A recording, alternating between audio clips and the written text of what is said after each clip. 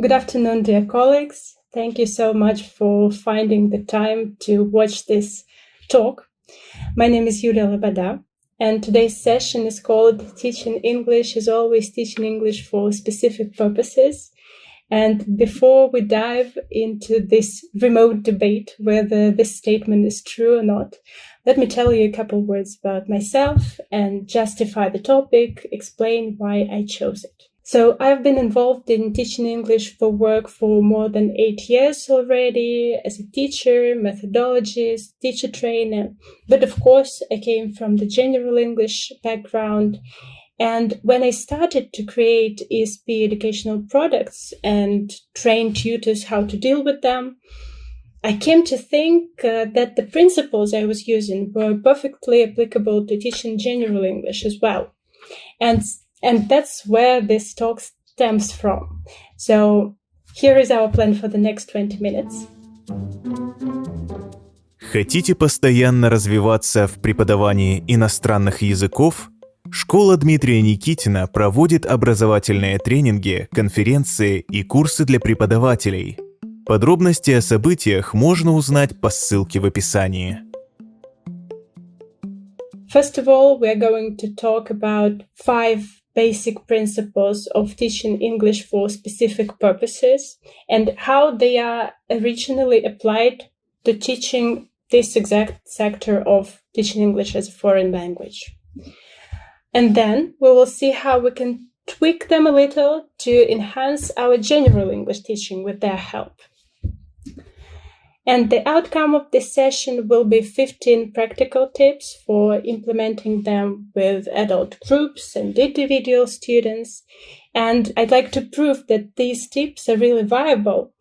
So we're going to look at 2 typical general English adult students who may really benefit from their teacher applying those ESP principles in the general English classroom.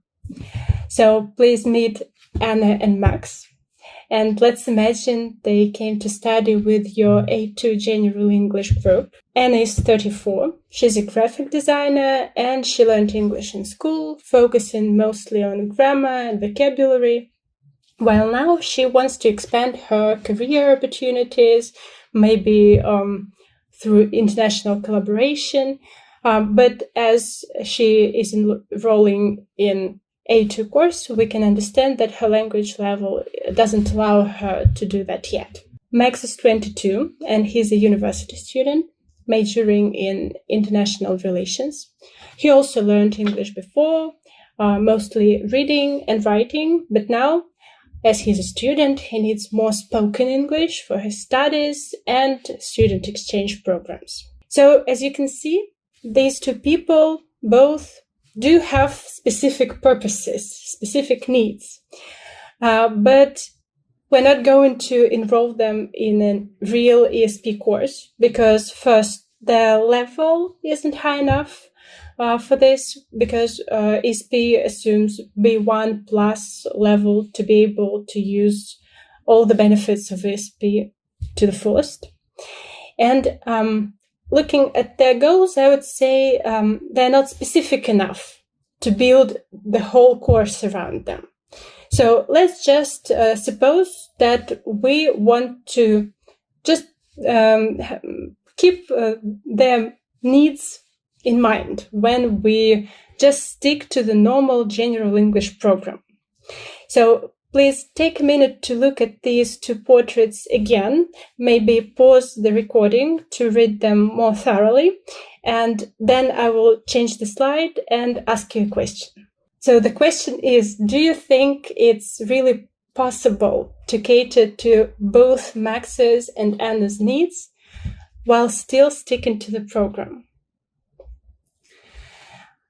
I'd like to give you examples of how it may be possible and how implementing ESP principles in their general English classroom may help pursue their personal goals without really having to change the program itself. So these are the principles I was mentioning before, and I'm sure their names are all familiar to you and you might have been using them for years already. And I'm not claiming that I'm talking about some breakthrough method. I just hope to draw some parallels between general English and ESP and maybe give you a new angle on these two sectors of teaching English as a foreign language. Why should we even bother transferring the experience from ESP to general English classrooms? I'm convinced that it will make learning more functional, more practical, and as a result, more efficient. And it's really important in our busy world to be efficient nowadays. And it will also help teachers and our students better see their progress and make sure that the program is working.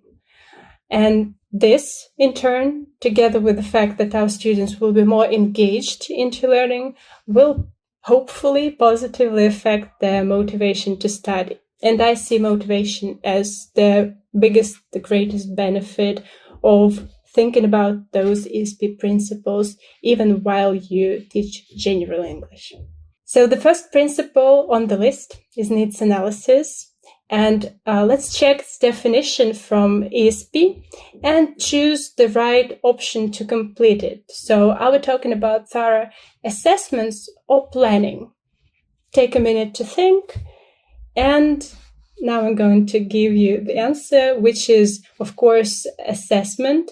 Through needs analysis, we assess our students' needs. And while in ESP, we assess their professional or academic language needs, in general English, it becomes a little bit wider. And I preach that it's absolutely necessary to do needs analysis with all your students, maybe just in different ways. It can be, for example, a form that your students complete before you start classes, or it may be an oral interview at your first meeting. And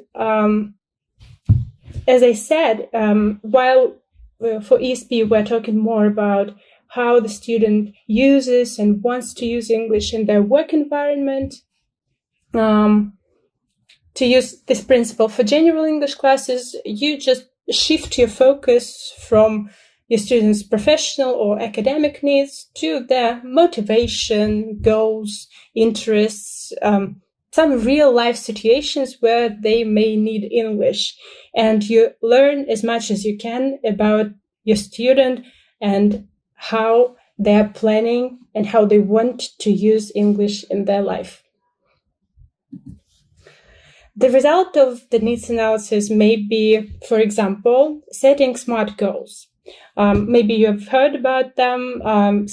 S stands for specific, M stands for measurable, A for achievable, R for relevant, and T for time-bound. So you check that your students' goals check all these criteria. And your students will especially need your help with A, achievable, because you know the program better than them, and you will be able to confirm that it will be aligned with their goals, or maybe not, and maybe the program that they want to enroll in is not really helpful to them. Other ways to implement this principle may be making notes about which topics are relevant to these exact students, and then paying more or less attention to certain topics when the time comes on the program.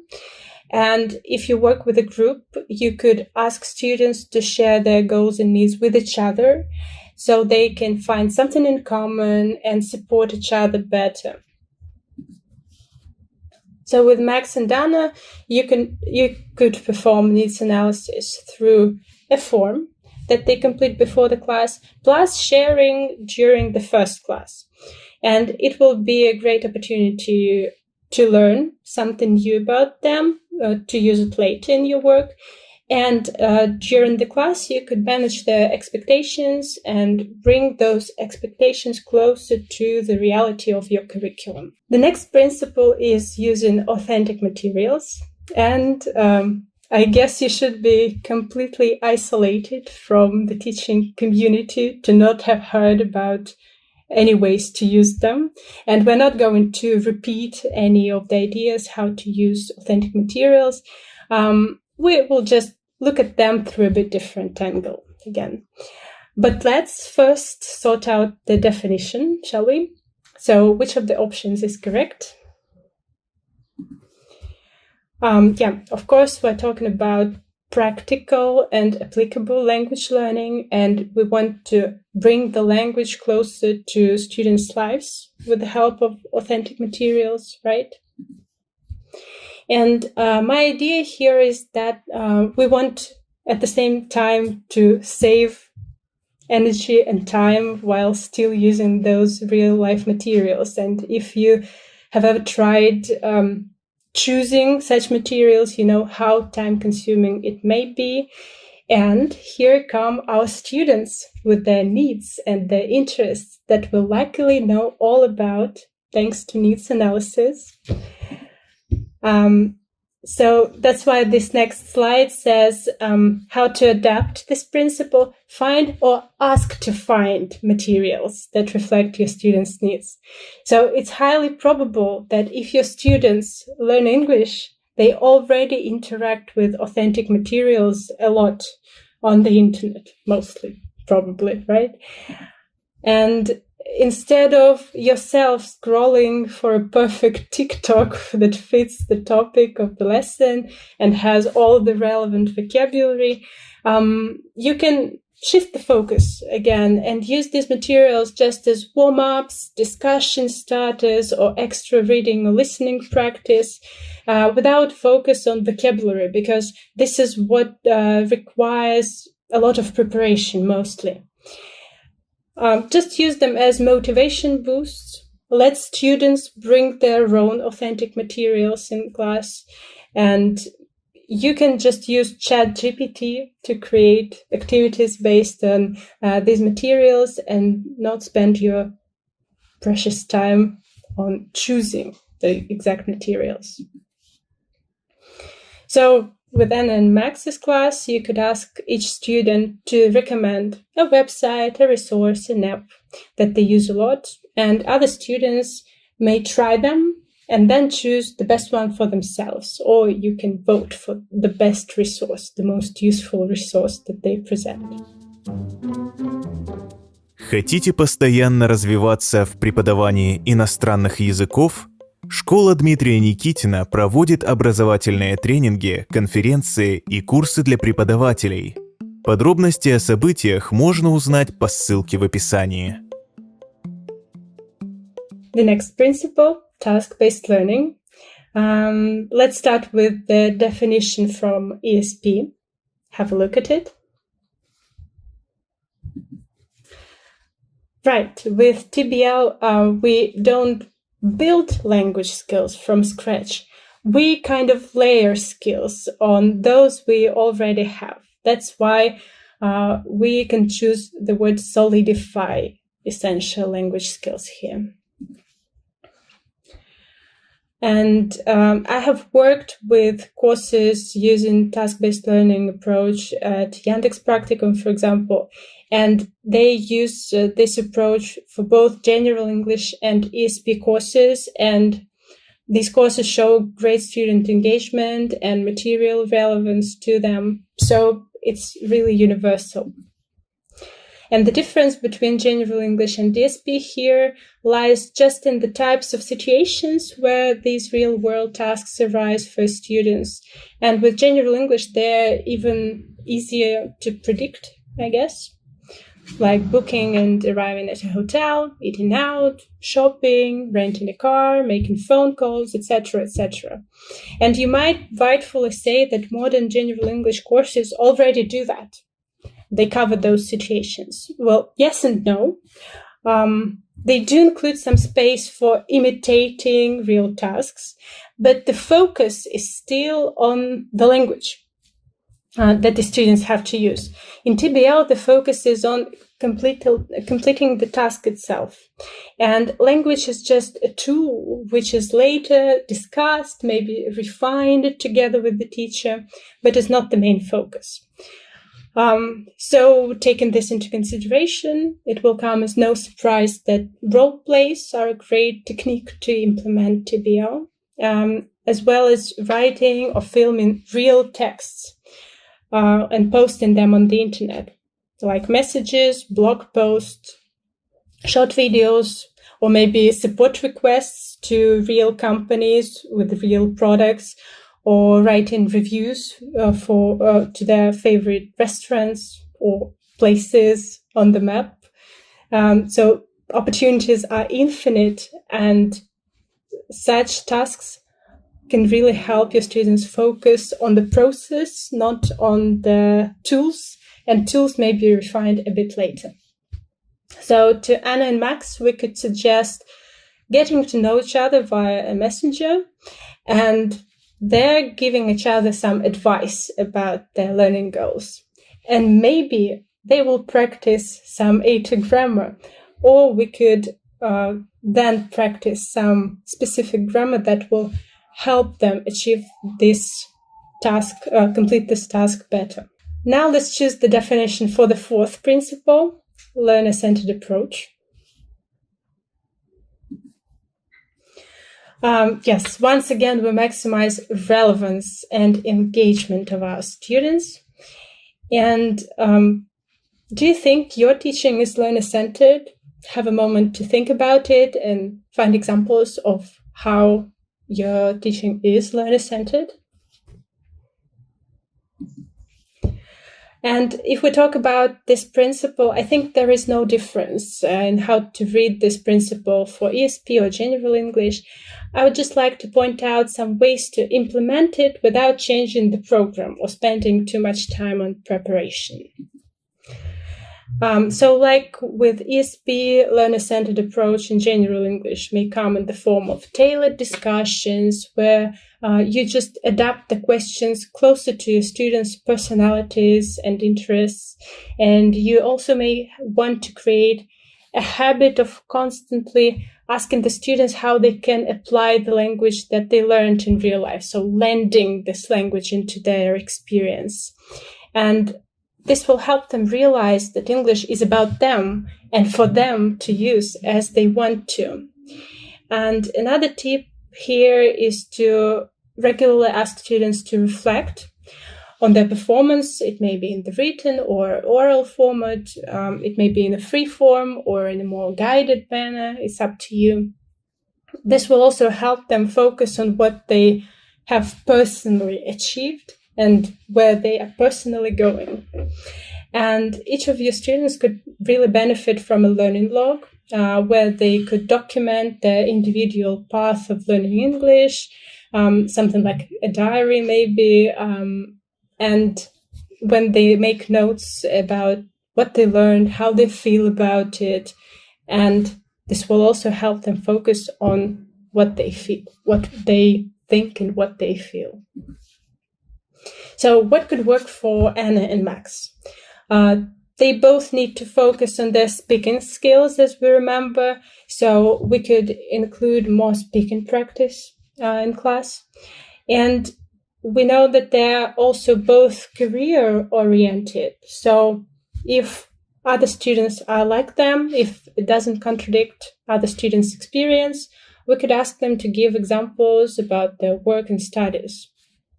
And if we come back, blending the language into the experience, reflection, and learning log could benefit them greatly too. And the last principle is all about outcomes.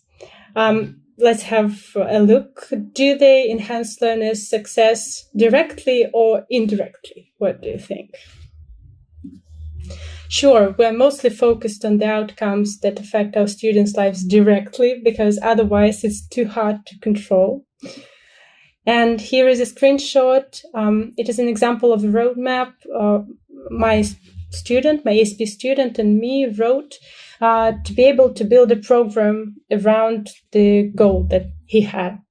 He didn't actually have well-pronounced aims, so we had a thorough needs analysis. It really helped to break this vague general goal into more practical, smaller ones, and we identified what we can do to help him reach each of them.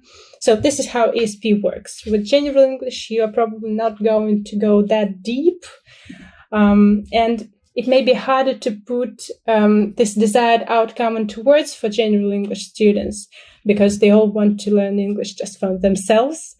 But ask them to imagine. Just do this exercise of imagining the goal, and the key is not to achieve it, but to strive for it, And for you as a teacher, outcome-oriented teaching will mean remembering your students' SMART goals when you plan lessons, remembering to include some milestones, points at which you and your students stop and reflect about their progress. And for your students, it may be a good point to remember to track their progress, make this progress visible, for example, by collecting and storing everything that they say or write. So encourage them to record their language utterances and keep them all in one place in the form of portfolio, for example. This is what I actually suggest for Anna and Max, creating a language portfolio and keeping all the written texts, voice messages, recorded presentations in one place, on one page, in chronological order, to be able to come back to them and compare the before and after, thus making the progress visible. Хотите постоянно развиваться в преподавании иностранных языков? Школа Дмитрия Никитина проводит образовательные тренинги, конференции и курсы для преподавателей. Подробности о событиях можно узнать по ссылке в описании. So now it's a point for us to pause and reflect. Are these principles applicable to the context of our work? So consider the benefits that I described at the beginning and consider the fact that you might have to spend time to reimagine the way you approach your classes. That may be time and energy consuming, but I'm sure that benefits outweigh the cons. But if you're not sure, just start gradually. Take one of the 15 tips that I mentioned and try implementing just this one. Then watch, notice, and you'll see that ESP is not a separate subject with its own rules. It's the same English, but I think maybe with a slightly more human face. Thank you very much for being here with me. You can ask me any questions through contacting me in any of these media listed on the screen, and I'll be happy to stay in touch with you. Thank you very much.